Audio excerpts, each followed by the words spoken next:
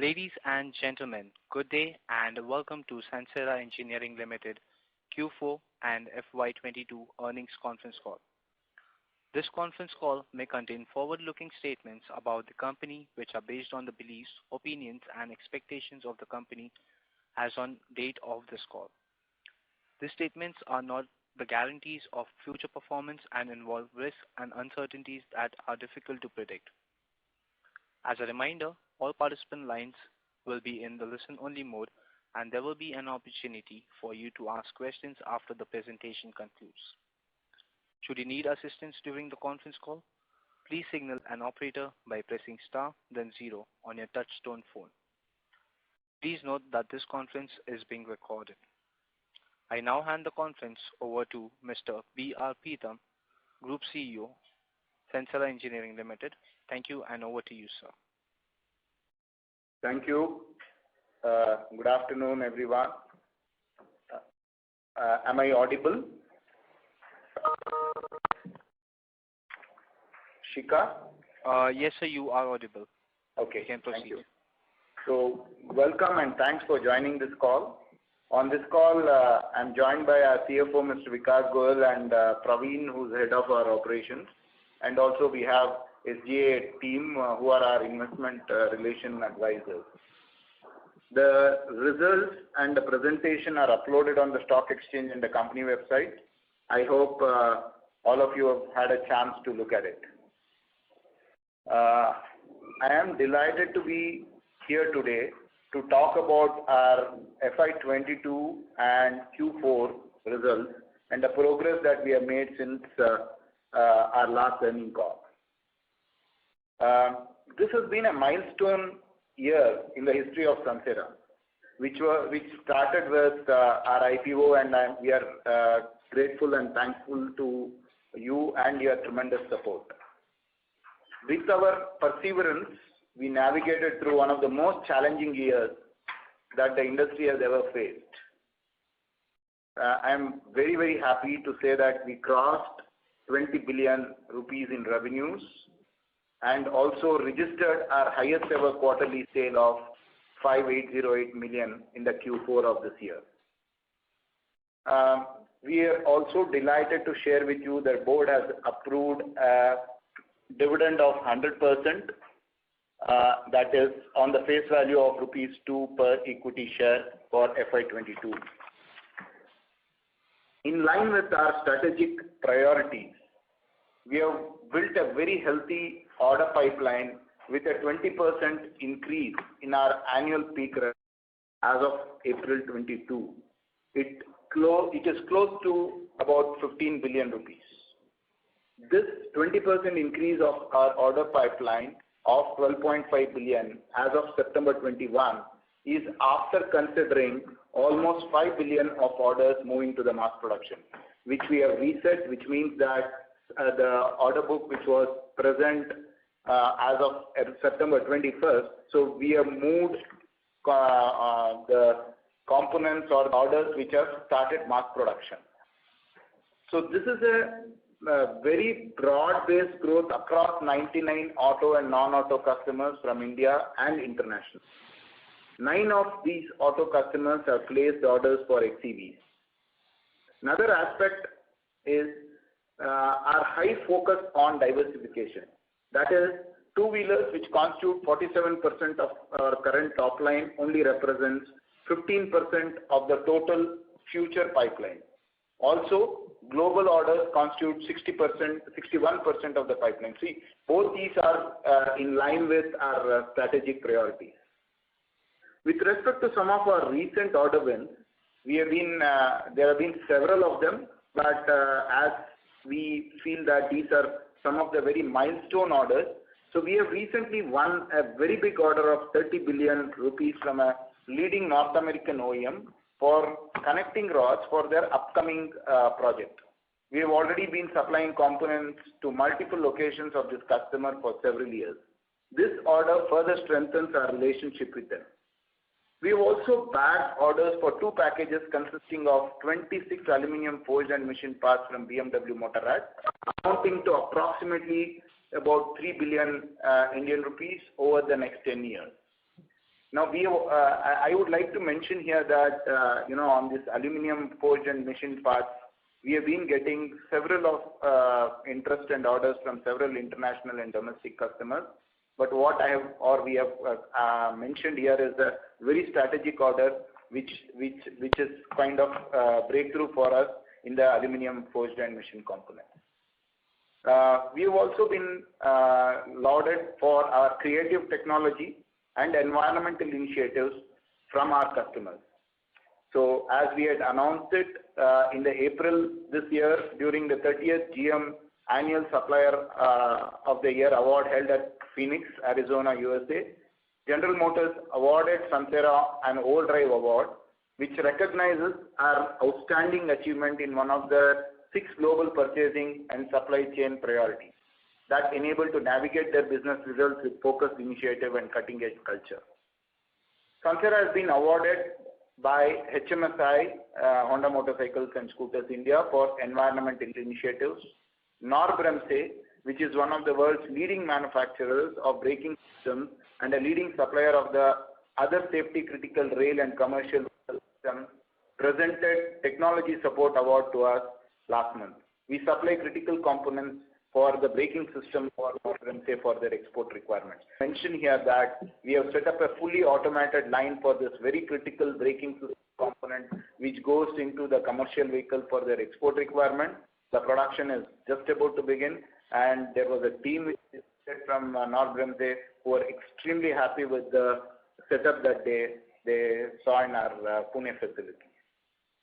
Coming to some recent developments in the industry, as per the data published by SIAM, overall industry witnessed a degrowth of about 6% in FY22. Sales of all 4 segments of the auto industry are below even 1890 level, despite some recovery from a low base. Passenger vehicles, commercial vehicles and 3-wheelers grew on a low base of the industry in 2021.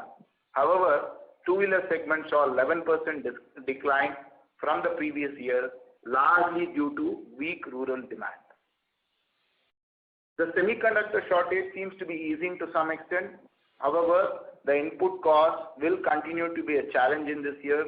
Having said that, cutting the import duties on the ferronickel, coking coal, PCI coal, coke and semi-coke, coupled with a hike on the duties on iron ore and steel exports, which was announced over the weekend, could result in some respite. Otherwise, at least will stabilize the prices. Additionally, we are also having ongoing discussion with our OEM customers and offsetting this this inflation as well. Coming to our performance, Sansera continued to deliver a better than industry performance with a total revenue of 5808 million and an EBITDA margin of 7.2%. Our CFO Vikas will talk about this in detail a bit later. Our auto segment, which caters to global and domestic OEMs across 2-wheelers, passenger vehicles and commercial vehicle space, contributed around 90% of our sales in Q4 FY22. Overall auto segment grew by 18% in Q4 FY22 on a year-on-year basis. This was an all-round growth across the categories, led by significant surge in PV sales. So in scooter PV sales. In terms of current sales mix, motorcycle contributed about 36% of our top line. Passenger vehicle accounted for about 29% of our top line. Commercial vehicle accounted for 13% of the top line. We expect PV segment to benefit from commercial vehicle upcycle as well. Within our auto segment, auto tech agnostic and XEV products across all categories contributed 7% of the total sales. Within the non-automotive segment, we manufacture a range of precision components for the aerospace, off-road, agriculture, and other segments, including engineering and capital goods. This segment contributed about 10% of the sales in the quarter. In our current mix, aerospace, off-road, agriculture, each accounted for a tune of 3% of the top line, and the remaining 1% of the top line came from few other segments. On the capex front, as we had announced, we completed a capex of around 2,550 million in FY22, which was also in line with our projected capex plan. Out of this, we have recently finished the setting up of phase 1 of our dedicated facility for hybrid and electric components within our existing plant in Bangalore. We are optimistic, and with the response that we have received from the EV space, this facility would be fully used in a couple of years. We have already secured business from both traditional OEMs and new age startups in the EV space. The production of both hybrid and EV components has commenced in this facility. Further, we are constructing a greenfield manufacturing facility in Bangalore dedicated to aerospace and defense, which is expected to come on stream by the end of Q2 FY23. With this new plant and a ramp-up of production schedules by aerospace OEMs and the defense OEMs, we expect a considerable uptick in this segment FY24 onwards. Going forward, we remain focused on the qualities that differentiate Sansera, which are operating excellence, product quality, ensuring the continuity of supply to our customers, and generating profits. We have witnessed a strong momentum in demand for new components and business, and currently we have about 255 components under various stages of development, including auto and non-auto, excluding aerospace. We are also working on another 300 components on various stages of RFQ. The aerospace pipeline, which is typically works on a large packages, is also pretty good. I would like to reiterate that we are committed to consolidate and strengthen global share in the existing portfolio, as well as diversify into non-auto technology agnostic components. So typically our order wins in the global auto segment, which is primarily connecting rod, is very much in line with our plan of achieving 10% share of business globally. I now hand it over to our CFO, Vikas Goel, who will take the presentation forward with the consolidated financial highlights. Vikas. Thank you, Preetham. Good afternoon, everyone. I will first start with the performance during fourth quarter of FY22. So our revenue stood at 5,788 million against 4,960 million in the previous year, which is a 17% growth year on year. We saw an increase in the raw materials cost in the past few quarters. However, we were able to pass on these increases to the domestic customers quickly, and in some cases with a slight lag of up to 3 months. The Q4 gross margin had a decline of approximately 4%, primarily due to lag in the price increases as a domestic sales. The optical effect of numerator and denominator cost being added in the sales as well as in the cost, and also slight squeeze in the margins on the international revenue due to the material price increases. I will cover a little bit more about this in the annual performance section. The EBITDA stood at 1,000 million as against 1,044, a slight decline. The EBITDA margin for the quarter stood at 17.2%. This small degrowth in Q4 22 was driven by fall in the gross profit, higher employee costs, primarily due to the salary increments and the ESOP costs that we provided for during the quarter as against last year. Some of the other expenses which increased were largely in line with the volume growth that we had during the quarter. The quarter also registered higher finance costs due to an increase in the borrowing cost, primarily volume expansion and some capex investments. The profit after tax stood at 374 million for the fourth quarter against 472 in the fourth quarter of last year. This was a degrowth of 21% year-on-year basis. The geographical sales mix for quarter 4 stood at as follows. India revenue was 63%. The revenue from Europe was 24%, USA 8%, and other foreign countries about 5% of the total revenues. Now we move to the full year performance. Our revenue stood at 20.05 billion as against 15.7 billion for the last year, which is a 27% year-on-year growth, and it's a record revenue that we achieved. We crossed the threshold of 20 billion rupees in our revenue for the first time. Notably, within the overall revenue, our domestic revenues in India registered a 24% growth. The exports from India registered a 40% growth year-on-year, and our business in Sweden grew about 20% or a year. So all elements of the business had registered a growth despite difficult market conditions during this period. Our EBITDA stood at 3,491 million as against 2,952 million for FY21, a growth of 18% on a year-on-year basis. The EBITDA margin for FY22 stood at 17.4% versus 18.8%. And now I'd like to explain a little bit about this. I spoke about gross margin. So optically, our gross margin shrunk by about 1.5% due to the material cost inflation. And some of that got recovered due to higher export mix and other efficiencies that we could generate. So net impact that you would see on the gross margin is about 0.9%, on a year-on-year basis. The net profit for FY22 stood at 1,319 million. I'm happy to share with you that the board of directors has recommended a dividend of 100% of the face value of rupees 2 per share for FY22.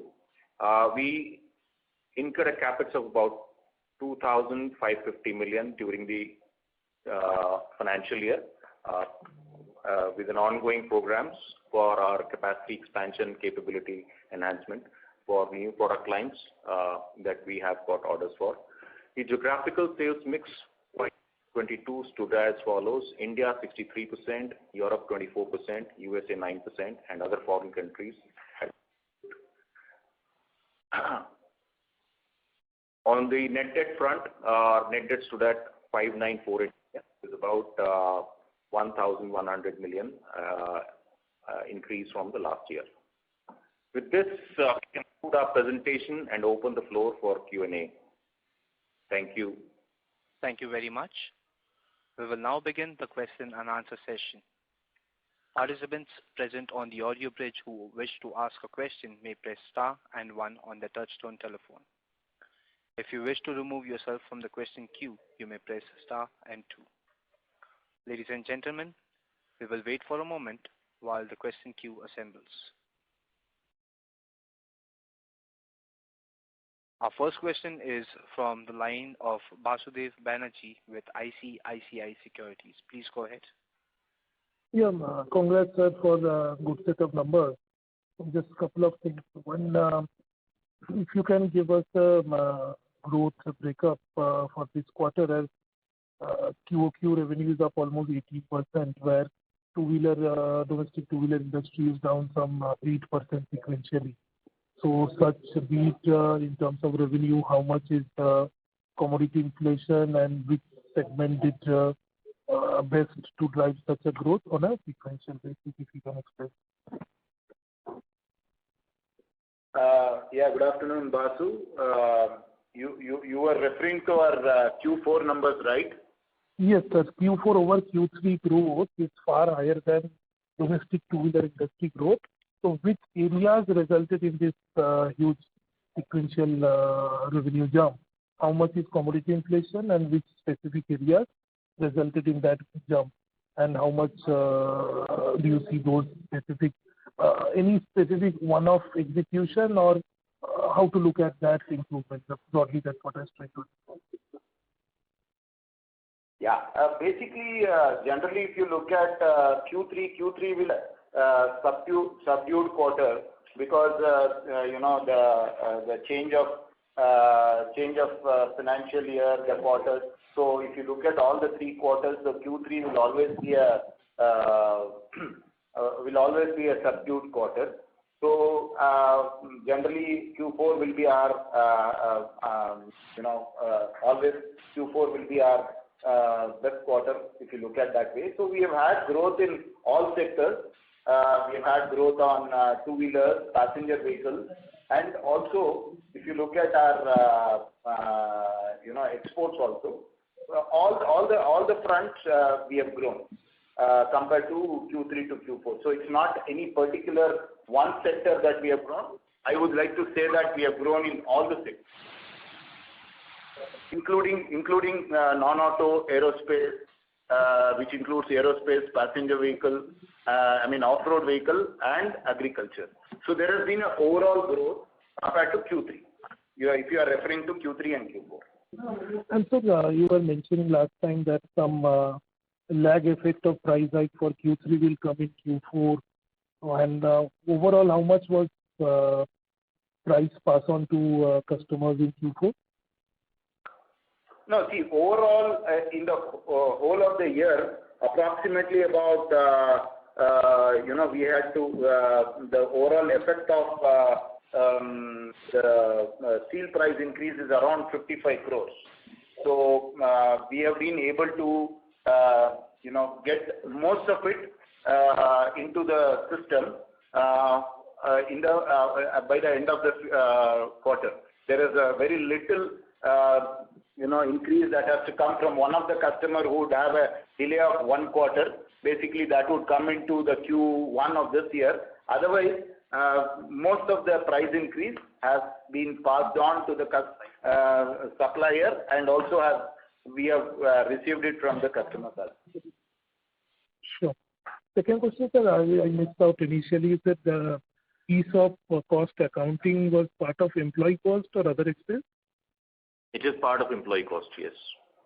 Yeah. So if I see your revenue growth being 18% sequentially, where other expenses were almost up 30%. So either other expenses were deflated last quarter or somewhat this quarter. How to look at it, sir? So some of these costs are variable with the revenue, and if you look at quarter-on-quarter increase, it will not be giving a right picture. Like the freight cost, and there are certain other execution-related costs which are variable in nature. Sure, understood. So those freight, etc., so those pushed up other expenses. And last question, sir, any outlook? So if I look at two-wheeler retail numbers, they have been improving since March. May numbers were better than March, and April numbers were better than March. May first half is better than April. So how are you looking at the two-wheeler demand progressing from your key customers, and any overall revenue guidance for FY23 if you are giving? Basu, yes, we are also hearing that there is an improvement, especially after the sentiments could get better after the government's initiative on reduction of taxes on fuel. And our key customers, some of our big customers, have indicated a positive growth for this year. It varies from 5 to 10%. Some of the customers have indicated 5%. Some of them have indicated up to 10%. So we are, please understand that there have been continuously degrowth for the two-wheelers. So we expect that this year there would be a positive growth between 5 and 10% from the OEM. But as far as our revenue growth guidance is concerned, we have always maintained that we will grow much better than the industry. But to be very frank, that things are quite fluid at this point of time.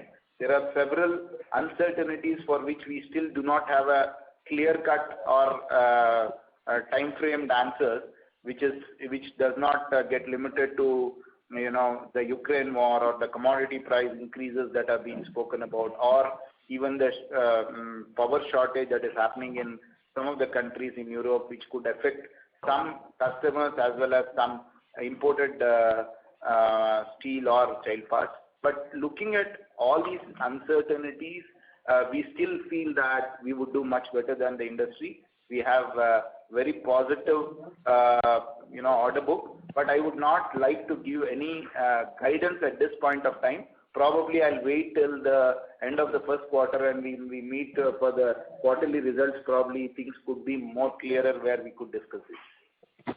Sure. And last, if I can squeeze in, you mentioned aerospace was roughly 3% of revenue. Am I right, sir? That's right. So which means roughly 18 odd crore. So as far as I remember, your existing aerospace capability peak revenue potential you mentioned was roughly 120 odd crore.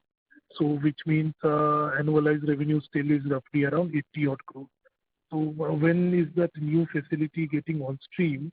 And as per your firm order, the space by when you see your existing capacity operating fully? This year was better than the last year in aerospace compared to the revenue. Last year we have grown this year 7%, but things have started becoming much better and clearer in aerospace. So we expect very positive growth this year. We expect close to about 35 to 40% growth in revenue in aerospace sector this year. But having said that, the new facility would only get ready by the end of second quarter, and then post that we would have some first article production and then approvals by the customer, then recertification of the plant, new facility. All this will take another 2 quarters, I guess. So we would look at the mass production from the new plant to start from the new financial year. So in our estimates, we expect at least a CAGR growth of about 25 to 30% in aerospace for the next 3 years. That's great, sir. Okay, thanks. Thank you. Thank you very much. Ladies and gentlemen, in the interest of time and fairness to all participants, please restrict questions to 2 per participant. Our next question is from the line of Vaibhav Shah with ICICI Prudential Life Insurance. Please go ahead. Yes, thank you. Thank you for the opportunity. Good afternoon to the team and congratulations on good set of operational numbers. My first question is regarding the order wins which you have stated. So this rupees 30 billion order from a leading North American OEM.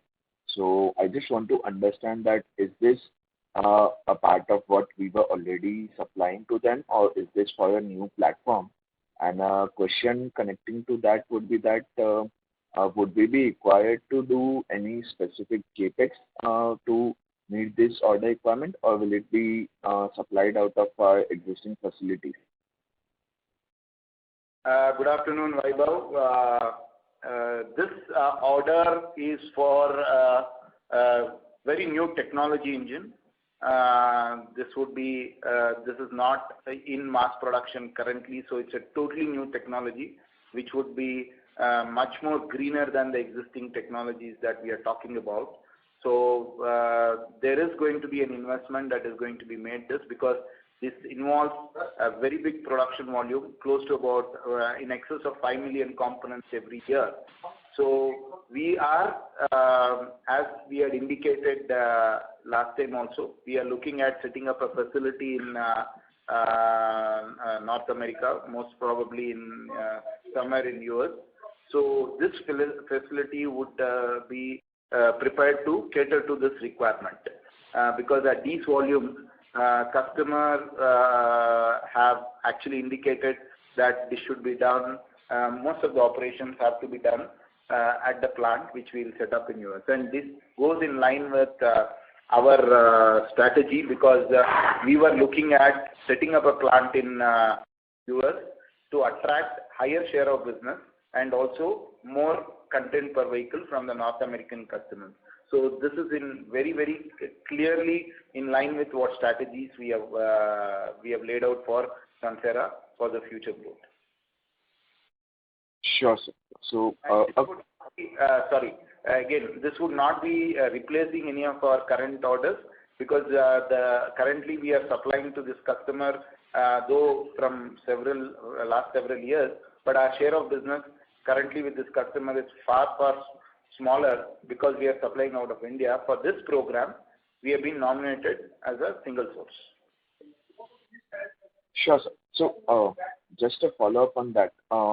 What kind of investment are we looking for to set up this to meet this order requirement? And do we have sufficient orders to kind of generate a decent ROI out of this investment? Probably are we looking at some other customers as well, right? North America has a presence of large customers in form of both EV, four-wheeler OEM as well as traditional OEMs, CVs also. So if you can highlight probably what kind of investments are we looking for, a broad range, and what kind of revenue and it could we expect out of this investment? Yeah. Yes, this facility will have to be set up by 2025. So we would not, we are not looking at any immediate, investment. The investment should happen in 24 because the production would start. Of course, the land and building will have to be made ready. If we are going to lease a building, it would be much lesser upfront investment on the building. But if we are going to do a greenfields, that decision is not yet taken. As I speak, our senior management, including our chairman and managing director, are visiting several of these shortlisted sites along with our team. So, depending on the location availability and then the benefits that we get out of different locations, we would take a decision and then later on present a comprehensive plan to the board, and after the approval I would be able to share this. But if you look at the revenue that we are looking at, it could be very close to about 75 million at its peak per year. So we would be looking at a peak investment of close to about around 30 to 35 million. So it's a very rough initial estimate that we have, but this could change depending upon several other projects that we are working on. I'm sure that you would appreciate the fact that we will not be looking at a plant for only one customer and one product. We have already we already have an order book which actually was there for us to execute it from partial execution from US. So this would be, in addition to that, this is a big order that we have received. So we have also in discussion with several of our existing as well as new customers for a business that has to be done out of this place as well. So everything is still very, very in the initial stages. I will be able to give you more information on this in the coming quarters when things become much more clear. Sure, sir. That's very helpful. One last quick question. If you can just explain the export mix out of the total exports that we do, and if you can probably also explain that do we have a commodity pass-through clause for each of the segments within the exports, or are there any specific clauses which are built in? Yeah, the exports actually contributed to, the exports from India was about 28% of our total revenue. Then overall, the exports grew by 40% last year. So our exports from India grew by almost 40% year on year. And we generally categorize this exports, two-wheeler, mainly our exports are into passenger vehicle, two-wheeler, commercial vehicle, and off-road. Apart from aerospace. And off-road customer, one of these customers to whom we are doing, there is a pass-on of the raw material. Then, in the aerospace also, you understand that above 5% of variation of the thing would be a pass-on, but with a lag. And this off-road was also with a lag because we have an agreement of 1 6 months raw material will be reset. But on the passenger vehicle and commercial vehicle front, as I had explained it during the last calls also, these were all fixed orders, fixed price steel orders which we had signed. But due to an extraordinary situation, customers were willing to look at it, and some of the customers have already agreed for compensating the price effective from 1st January, and some of them have in the consideration. So we are very, very hopeful that most of this price increases that have taken place would be passed on in the exports also. May not be from the retrospective, but it will be mostly from the prospective. Okay. Thank you. That's it from my side. Thank you. Thank you very much. Thank you. Our next question is from the line of Ankit Kanodia with Smart Sync Services. Please go ahead. Thank you for taking my question. So we just wanted to understand as to when the auto OEMs in general are having a very tough time, at least in the domestic market, as we see, and we see consistently good results and good order booking from your side and also some of your competitors. So can you just give us some broad outlook as to how is the auto cycle in general, and taking cues from the past, how do you make sure that we are nearing the end of the down cycle and probably the up cycle is going up? Any sense you can share with us which can help us in understanding the industry better? Very good question. I'm sure everybody is looking forward to finding an answer for that. At least I don't have an answer that how do we have to predict the cycle, though this is a very cyclical business, but we are actually caught in last 3 years have been, or 3 to 4 years have been a continuous degrowth due to one or the other factors. Started with, at least in India, changing over to BS6. Prior to that, the increase in insurance costs, then GST, and then technology changes, and everything has been contributing to the degrowth of the industry. But at least some of us, or most of the auto component manufacturers, we are also participating in the global program, and as India is also quite well positioned to quite well positioned and appreciated for our work in the area of component development, consistent quality, and also clear cut price advantage that we have. And the China Plus policy has really helped to acquire more and more businesses. Now, as the vehicle cycle is now getting into a newer set of engines, newer platforms that are going to come up in the next couple of years across as the technology is also changing, a lot of outsourcing is also being done from the OEM, which were traditionally otherwise being done now. So all this that is one of the key reasons why we have also always said that our global share of business, which was around 3 to 3.5% a year back on the connecting rods, which we supply to several segments, is poised to go up, and we have targeted at least that we should reach about 10% of this. And these are quite big numbers, and it is this kind of order wins from all across sectors is keeping our growth above the industry average, and we expect that this would continue, because just to give you some split, in the last year revenue, almost about 25% of our revenue came from the new products. So though we had a 5% growth on our legacy business, almost 25% of our revenue has come from the new businesses that were either started previous year or from FY19. So this is the kind of order book that we have, and it continues to grow. So we are very positive that we will be able to outperform the industry in the future as well. Thank you so much, sir. That really helped. And my second question would be related to our big order win of 30 billion INR. So just wanted your understanding on this. As in, so when we take a 10-year contract, it's very difficult to understand how the inflation will play out and how the currency will behave, since it's a export contract. So how does our contracts work? As in, every year we have mentioned that we'll be supplying them 35 million connecting rods. So do we is the rate decided every year, or how does the contract work over here?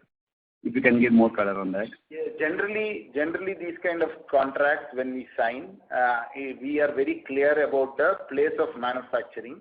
In this case, we were very clear that this execution will not be from India, it would be from US. So there will be no currency effect on this order, because our place of manufacturing and place of sale will be the same. So we have costed this component as per the cost that would be prevailing in that country, and we have also taken the inflation into consideration while doing so. But having said that, most of our export orders, we have there are several ways of signing a contract. Two of the most popular ways are that you, with a clear understanding with the customer, you actually upfront load the inflation, as well as take a calculated cost onto the raw material inflation as well, and put it upfront, load it into the contract, which would be generally 5 to 6 years. Now, there is always a scope for speaking with the customer if there is a substantial increase or decrease in this cost. Generally, this is agreed that plus minus 10% on whatever we have assumed will not really change the working. So this is one way of contracting. The second way would be always look at either a 3 year or a 3 months or a 6 months or a yearly reset of the raw material cost, which would go on an index based. So we have, it depends on customer to customer what they would like to have. So it would be discussed and agreed upon. So we would have taken in our calculation, as we have data for several last years. So we would have taken an inflation both on a commodity as well as on human resource as well as on the raw material while the raw material is bought out. So in this contract specifically, the raw part is a bought out for us, which is contracted separately by the customer. So we would not come into any kind of inflation on the raw material on this specific contract.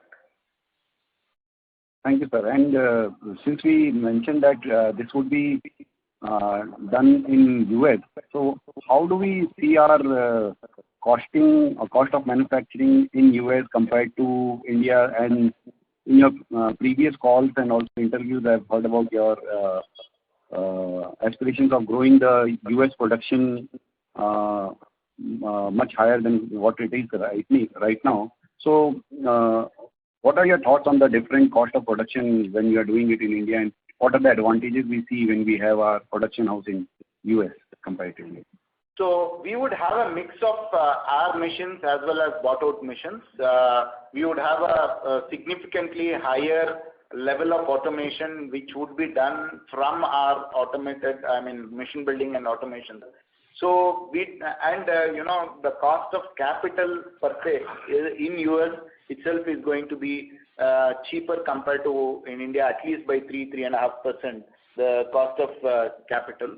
So with all these things, we do not expect that there would be any compromise on the margins. In fact, with the level of automation that we are looking at, we would expect that there would be a slight uptick on the margin on these products. And these products are, when we say that we are going to do it out of other country, we would have costed on that basis. We would not have taken the Indian cost and later on try to decide. So upfront we would have taken those costs and done it. So because we have this advantage of using Sansera machines and automating them, so we are quite confident that we will be able to, if not better, maintain the margins that we now have on these products.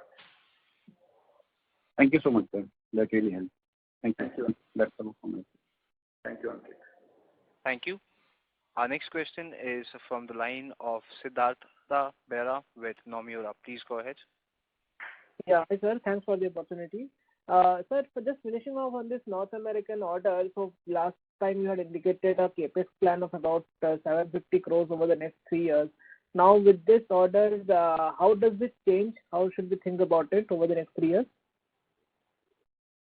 Because So our 3-year plan, which we indicated during last year, remains intact. This new order, as Preetham just explained, this deliveries have to start in 2025, and the investment will happen over 2024. So there will be some interchange.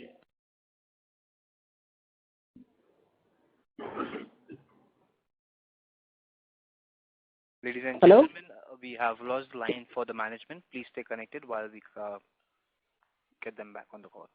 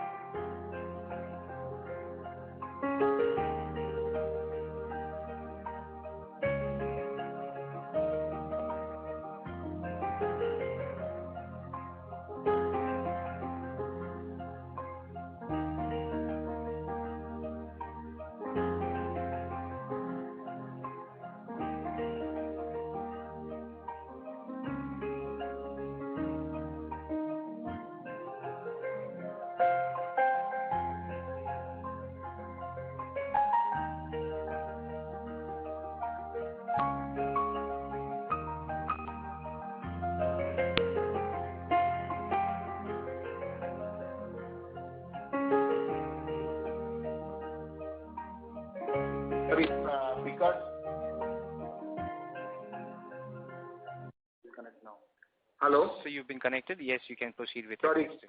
sorry, we got disconnected. The idea is that this 750 crores what we had indicated would not have a significant portion of this investment, because this would be beyond, most of the investment would be made in FY24. So this was not considered, and there would be some, we had considered a small amount for the US facility, which would continue to be there within 750 crores.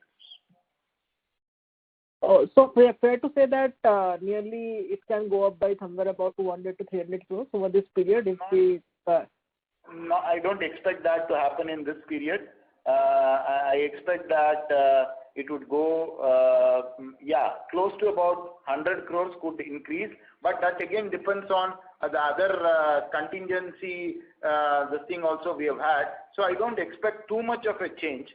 So it could be probably in the range of between 750 to 800 crores. We still, working out the finer details. I'll probably be able to answer to this slightly in a, probably in a during the first quarter call. Understood. So second question is on the orders. So we indicated that we have started production of the 5.1 billion orders from this year. So a large part of it will come in this year. Will it be a fair assumption, or it will be spread over the next 2 years? No, I think it will be spread over the next 2 years, but we expect that this would contribute also, substantially this year as well. Okay. Yeah, most of this 5 billion would be coming. I mean, maturity would happen most of the components in this financial year, which is FY23, and some portion may go to FY24. But this 5 billion is actually overall order book that we are eliminating this year, setting it right, and beyond that we still have another 1,500 crores. Order book. Correct. Understood. In case of XCV customers, I think last time we highlighted that we were in discussion with 3 more of them. Would it be possible to share any more updates? You have any more discussions? Where are they right now, and by when do you expect some of these order wins also to come through? Yeah, as far as the two-wheelers are concerned, we have already on board 5 of the EV manufacturers. We are in finalization with a couple more. So we expect that we would be working with at least 7 to 8 on a long term, if not more. But on the passenger vehicle, it is still a lot of discussion is taking place with few of the customers. I probably would not like to indicate both domestically as well as globally. These are both in terms of steel and aluminum forged components. So as of now, we have confirmation that we are working with two of the PV manufacturers, one global and one MNC out of India. But then on commercial vehicle also, both these are export orders. So there are several of inquiries that we have. We've been working, going and presenting a lot of our capabilities as well as the products that we have developed and we are working on. So we're quite hopeful that every quarter you will see an improvement on this front from our side. Okay, understood. Sir, last question is on the Sweden. So how much will be the EBITDA for FY22 for that entity? And going ahead, how do you think there will be more margin pressures coming up because of the energy costs in Europe going ahead? Yeah, I'll give it to my colleague Praveen, who actually involved fully in Sweden on the operations front. As far as the EBITDA was concerned, this year, we ended up with a 7% EBITDA on Sweden. But this year there will be a change because we have some product mix change. Praveen, you could explain. Yes, Siddharth, this last year, that is FY22, the EBITDA was 7%. And going forward, this is FY23, there is a slight change because they wanted to, they have actually developed another source because they wanted to not rely on us on 100% of a particular product which we have been supplying. And in place, they have given us 11-liter and 16-liter engine connecting rods. So these are under development as of now, but the real growth out of these will come only in the next financial year, which is FY24. So there will be some dip because of this shift in the existing product portfolio, but it will be more than compensated in the next financial year. So we expect some dip into the EBITDA numbers, may not be too much, but slight dip into the EBITDA numbers this year. Got it. Because EBITDA margins, I think last year was closer to 12%. It has already come down to close to 7% is what you are saying in FY22. Yeah, this is again the same thing. There has been too many variations. Cost which has gone into development of the components which we are talking about D11 and D16. Then you are already aware, you mentioned about energy cost increase. And again, there also there has been some impact of the numerator denominator, which is optical because of the steel price and other price increases on the top line, which is only compensated to the extent of change in the price. So there is a mix of all these things which have impacted. We are hopeful, not very sure as of now how this energy cost is going to change, but probably it will continue to be there in the couple of next quarters, a higher increase in the energy prices. Subsequent to that, we expect that things might stabilize or may come down to normal levels.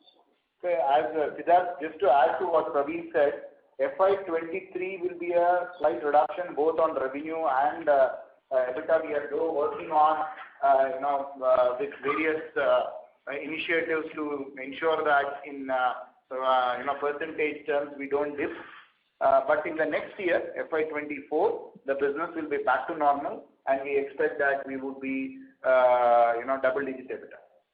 And just to add what Preetham said just now, these new orders, which is 11 liter and 16 liters, are coming at a better pricing because these are all new order wins. Okay, understood, sir. Thanks a lot. Thank you. Our next question is from the line of Jyoti Singh with Arihant Capital Markets Limited. Please go ahead. Thank you for the opportunity. Sir, if you can throw some light on the other expenses, is the company doing any cost control? The large portion of the other expenses constitutes the freight costs and the certain other variable expenses. And as you would know, the freight cost is the outward freight, especially on the overseas segment, has been a bit of a concern for the entire industry. So we are doing our bit to control that. but there is very limited that we can do in that sense as of now. So we were monitoring it very closely. We are finding out alternate ways, and in terms of negotiating with the customers and the contractors also. So. Okay. So we have a lot of cost initiatives that we are working on, not only in the area of packaging material optimization. A lot of renewable packing is being shifted to reduce our dependency on to reduce also impact on the environment, as well as to check the cost in control. We are also looking at consolidating from Bangalore plants the logistic expo. So a lot of work is being done both in that front, as well as not only on the other costs. We have also contracted almost 90% of close to about 85 to 90% of this year's demand. We have contracted or we have set up facilities to come from the renewable energy. So we would have a significant cost advantage of that in coming into this year. So which will also have a offset effect on the inflation cost that we will have. So company is working on a lot of initiatives to see that we can offset the inflation cost that is going to come onto this year. Okay, understood. And sir, what would be our future debt profile as in this year we saw the significantly growth on the debt? We are estimating that our overall debt will remain constant in the current year based on our estimates, and whatever fresh debt we borrow will be kind of compensating the repayments that we have lined up for the year. So overall, we have programs in place to manage our cash in more controlled way. And despite the investments we are making in the working capital and in the capital assets, so we are planning to hold debt almost flat. Okay, thank you, sir. That's it from me. Thank you. Our next question is from the line of Deepesh Sancheti with Manya Finances. Please go ahead. Yeah, am I audible? Yes. Yeah. So just I think most of my questions have been answered. Just one question is, when will we be able to give more, throw more light on the current order which we have received from US? Basically, what is the investment, what is the customer name, and what are the products we will be developing or making over there? So I think it will take another at least a quarter. So I should be able to give you more clarity towards when we have the Q1 call. So we would have much more clarity on our time frame, investments, and everything. Okay. And interestingly, you've not mentioned the customer name. So is it because of some agreement or? Generally, most of the customers would prefer to keep their, unless that we have a specific, request and then approval from them. Generally, that is how it goes, is that they would not like to have that, because especially this is a newer technology as well. So, in this case, they have asked us to keep the name, confidential. I understand. So, in this new technology, will we have to go through some R&D cost also, because since it will be a new product, or have we already done that? This is the technological cost is on there, the thing. So we would not have anything specific to our component. This is a technology pertaining to the engine technology. So our components will be very much similar to what we do, except for there is a change in raw material front. Otherwise, not much of R&D cost on our front. Okay. And the last question is whether the customer is also investing in the new facility. I mean, will he also be doing any co-investments? In our will it be a SPV or something? No, it will not be. This would be purely our facility. Purely Sansera will be investing in it, right? Yes. Yeah, and we will be also making products for other customers from this facility. Absolutely, and it could begin earlier to this orders also. So we have plans for starting other components and other customers earlier to this, because this is a very significantly larger order. So we would like to have some kind of upfront production facility that is running before we do this. So that is the idea. And what is the effect of the war on our European customers? It varies from location to location and place to place. We have customers in Poland, facilities in Poland which was affected. Now it is restarting because there are a lot of people had moved over from Ukraine to Poland, and that city where this was located was choked. So later on it restarted. We have one customer, a North American customer, to whom we supply is not a very significant order, but then close to about 25 crores per year. So there is an effect of last for this quarter, which goes to actually Russia. So there is an effect on that. But otherwise, there is some disruption on energy availability in some of the steel mills where we have had supply disruptions, minor delay in another thing. But overall, there has been some impact on European customers, not a very significant. Okay. And going ahead, are we even tapping into the EV market for India as well? I mean, are we supplying to the likes of Tata Motors and? We are currently not supplying to Tata Motors, but including but not restricted to any of the customers. We are in discussion and progressing well on this front with a lot of customers. So there is a lot of work that is going on in this front. As you can see, we have also added customers in EV on two-wheeler front. As the numbers are going up, our business in this segment will also increase. So it will be similar for passenger vehicle as well. So we expect that technology agnostic and non-auto components, which stands at currently at 17% this year, would at least be about 22 to 22.5% next year. 50%. Yeah, 50% growth in this segment, and which is in line with what we have projected, that we would like to reach about 40% of this in the next 3 years to come. So we are very clearly in that roadmap. Thank you very much. Ladies and gentlemen, as there are no further questions from the participants, I now hand the conference over to the management for closing comments. So thank you very much, everyone, for your patience, hearing, and the support for Sansera. We are always available for any of the questions that you may have or clarifications, which could be answered either directly or through SGA. So please feel free to contact us, and we would be more than happy to interact with you. Thank you very much, and looking forward to having a conversation with you in the future as well. Thank you very much. Thank you. On behalf of Sansera Engineering Limited, that concludes this conference. Thank you for joining us, and you may now disconnect your lines. Thank you.